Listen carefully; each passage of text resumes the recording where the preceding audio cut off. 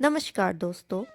कहते हैं जब सृष्टि में धर्म संकट आया था, देवताओं और असुरों के बीच अमृत का संघर्ष छिड़ गया।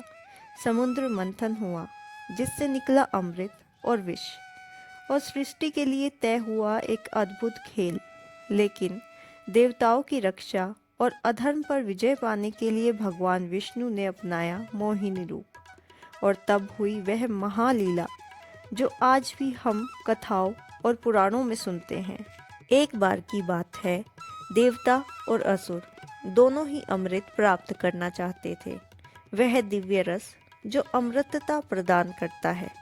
तब भगवान विष्णु ने कहा, हे देवताओं, यदि तुम अमर होना चाहते हो तो असुरों के साथ मिलकर क्षीर सागर यानी दूध के सागर का मंथन करो, उसमें से अमृत निकलेगा। देवता और असुर दोनों ने सहमति दी। मंदराचल पर्वत को मथनी बनाया गया और वासुकी नाग को रस्सी। देवता एक ओर, असुर दूसरी ओर। जैसे ही मंथन शुरू हुआ, समुद्र से अद्भुत वस्तुएं निकलने लगी। कामधेनु, एरावत, कल्पवृक्ष, लक्ष्मी जी, चंद्रमा और अंत में विष यानी कलकूट। वह विष इतना भयंकर था कि ब्रह्मांड जलने लगा। एक देवता भागकर कैलाश पहुंचे। भगवान शिव ने सभी की रक्षा के लिए वह विष अपने कंठ में धारण किया, और इस प्रकार से वे बन गए नीलकंठ महादेव।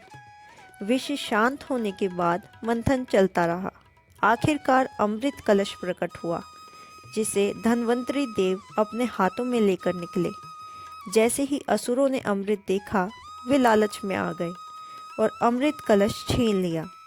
अब देवता भयभीत थे, क्योंकि अगर असुर अमृत पी लेते तो सृष्टि में अधर्म की विजय हो जाती।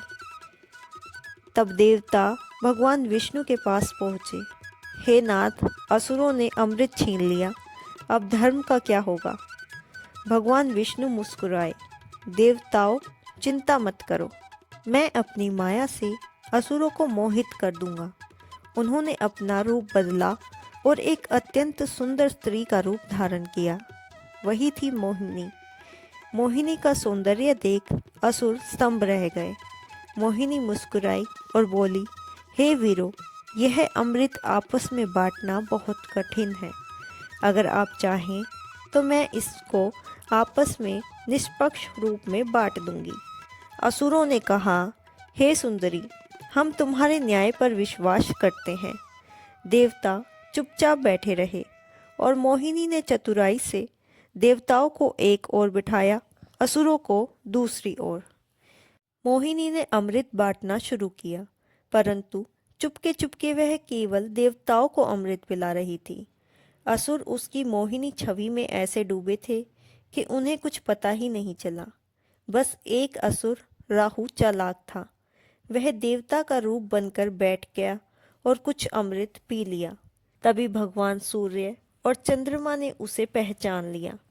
मोहिनी ने तुरंत चक्र से उसका सर काट दिया, लेकिन अमृत का प्रभाव हो चुका था, इसीलिए उसका सर अमर हो गया, और वही आगे चलकर राहु और केतु बने। जब देवताओं ने अमृत पी लिया, उनकी शक्ति लौट आई और उन्होंने असुरों से युद्ध कर उन्हें पराजय कर दिया। सृष्टि में धर्म की पुनः स्थापना हो गई। भगवान विष्णु ने अपना मोहिनी रूप त्याग कर वापस वैकुंठ को लौट गए। मोहिनी रूप केवल माया नहीं थी, वह शिव और विष्णु की लीला थी। जहाँ शिव ने विष धारण कर सृष्टि को बचाया, वहीं विष्णु ने माया धारण कर सत्य की रक्षा की। जब धर्म पर संकट आता है, तब भगवान विष्णु स्वयं धरती पर उतरकर धर्म की रक्षा करते हैं। मोहिनी रूप केवल सुंदरता का रूप नहीं, बल्कि भगवान विष्णु की माया शक्ति का प्रतीक है। शास्त्रों के अनुसार मोहिनी रूप केवल देवताओं और असुरों को भ्रमित करने के लिए नहीं, बल्कि सत्य की रक्षा करने के लिए था। इसे सर्वोच्च रणनीति भी कहा गया है। असुरों को अमृत मिलने से रोकने के लिए विष्णु ने केवल देवताओं को ही अमृत पिलाया। यह दर्शाता है कि सत्य और धर्म को बचाने के लिए कभी कभी चालाकी भी आवश्यक होती है। आज भी यह कहानी याद दिलाती है, जब धर्म संकट में हो, भगवान अपनी माया से उसे बचाने में कभी पीछे नहीं रहते। धर्म और सत्य की रक्षा के लिए कभी-कभी चालाकी भी जरूरी होती है। यही है मोहिनी लीला का संदेश। जहाँ धर्म पर संकट आए, वहाँ भगवान की लीला भी मोहिनी रूप में प्रकट हो जाती है।